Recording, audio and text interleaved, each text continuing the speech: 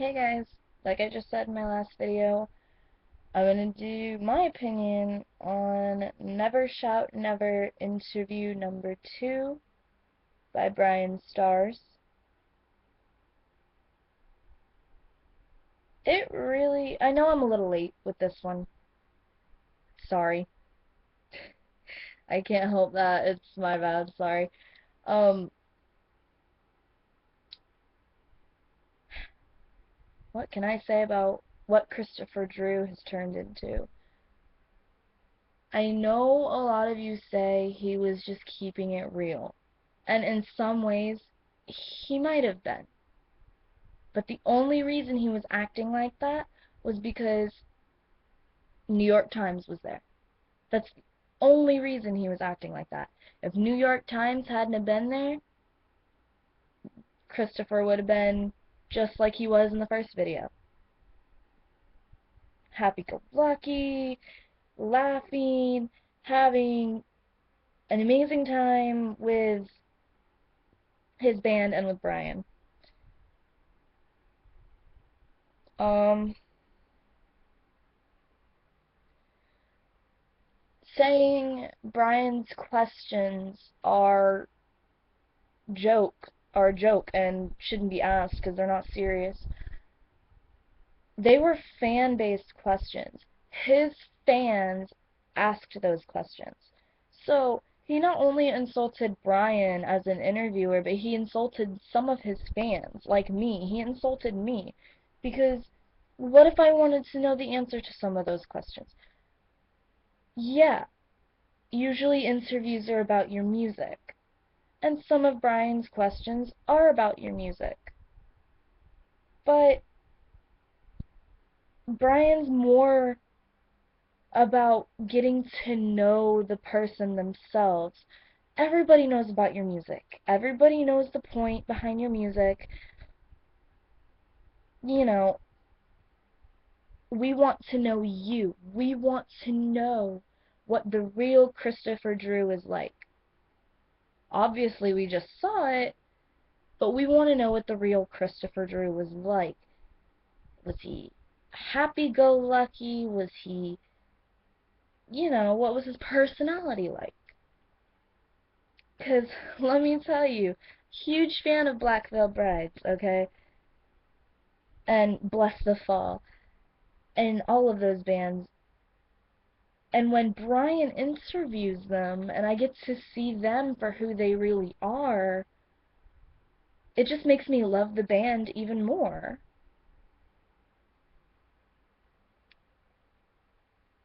Like, his interviews with Andy Biersack and Danny Worsnop and Matt Good makes me love the bands even more, makes me love the members as people.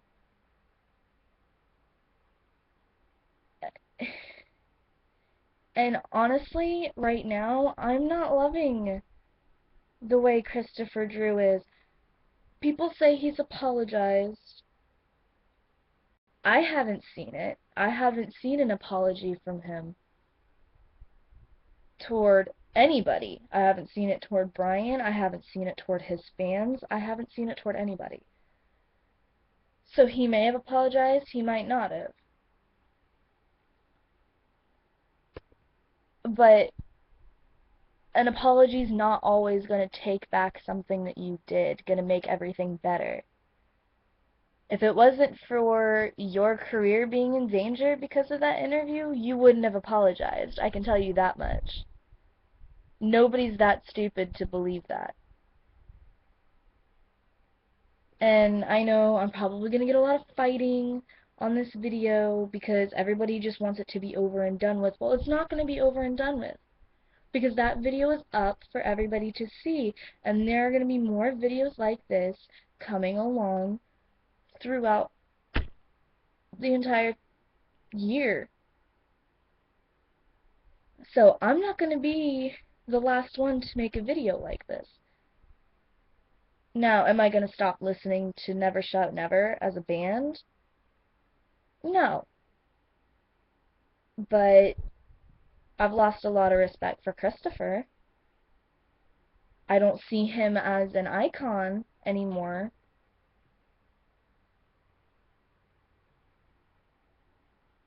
I mean, I used to love Christopher Drew. He used to be one of my favorite male artists out there. And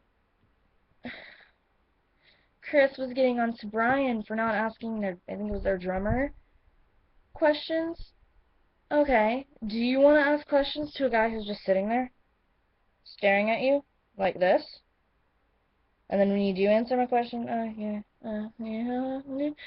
Answer the question. If you want him to ask you questions, you have to answer the question. Answer it. And their bassist or guitarist or something like that, he was being pretty cool. I like him. He was being cool throughout the music video until Chris started saying something about it. And because Chris is the lead singer and, oh, you know, without me this band is nothing, you know, whose side is he going to take? No, don't get me wrong, I love the music. The music is great. I'm not saying it's not. But Drake, or blah, blah, Drake, sorry, thinking Catching Your Clouds. But Christopher Drew, I just hope he learns that the newspaper wasn't going to bust him for not being a true band. Because a true band wouldn't act like that to somebody who's interviewing them. They would go along with the questions and have fun with the questions. Like Andy Biersack did. Like Kellen Quinn did. I mean, even Shane Dawson, sorry. Blonde moment. Even Shane Dawson, who is one of the biggest internet sensations today, had fun with it, and his friend Shauna. And they have a lot to lose. All of these bands that he's interviewing, they don't care what a newspaper thinks of one interview. No, it's like Andy said in one of his videos, oh, I'm in a band and I'm going to tell you about how great my breakdown is. We don't care what your breakdown is. We want to know you. Sorry, threw a bottle at myself. We want to know you. We want to know behind the music, the person behind the music. And we definitely got to know the person behind the music in this interview. If he apologized, that's great. You know, was it sincere? We won't know because we're not him. It could be incredibly sincere, or it could be like Zuck's fanfiction girl and be the most insincere apology known to man. But I guess some of you think just because he apologized, everything's gonna get better. And that's not how life works. Apologizing for something doesn't make everything better. And if you haven't learned that yet, either you're really young or you're just really naive. Because apologies aren't going to make everything in life better for you.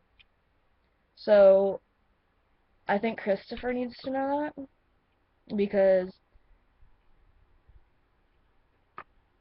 okay, if you apologize, because I haven't seen the proof that you apologized, but if you apologize,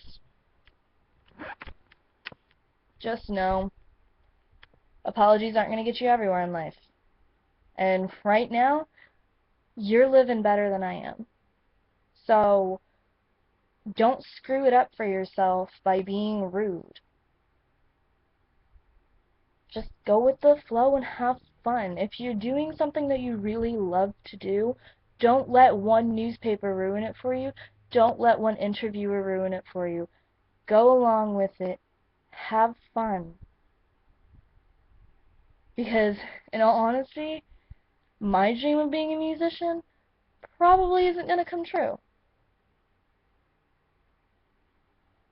But some of you out there already, it's coming true for you, just like it did for Christopher Drew. It came true for him. He's living the dream that he's been wanting to do. He's been wanting to do this forever, and he finally gets to do it. And as far as I know, he's lost a lot of fans because of that one interview. Bryan, if you see this, I love you. I love your interviews. I think you are absolutely amazing. I love the questions you ask. They make me laugh all the time. Um, and honestly, if I were to ever get famous and get interviewed by you, it would be a complete honor to me to be interviewed by you. Because you're one of the greatest interviewers I've seen. You have fun with what you do, and you don't let one person ruin your day, usually. Sometimes, like in that video, you let one person ruin your day, but it was understandable because if he'd said stuff like that to me, I'd probably cry too. And as for Chris, I still love your music. I'm still a fan of your music. As for you, not so much. I have lost a lot of respect for you, and I don't know if I'll gain it back or not. But, and like I said, I'm not going to be the last one to do a video like this. So, I'm just putting that out there. So don't hate on me for bringing back the drama. And no, drama's been here since that video had been uploaded. So you can't blame me for bringing back the drama. Alright?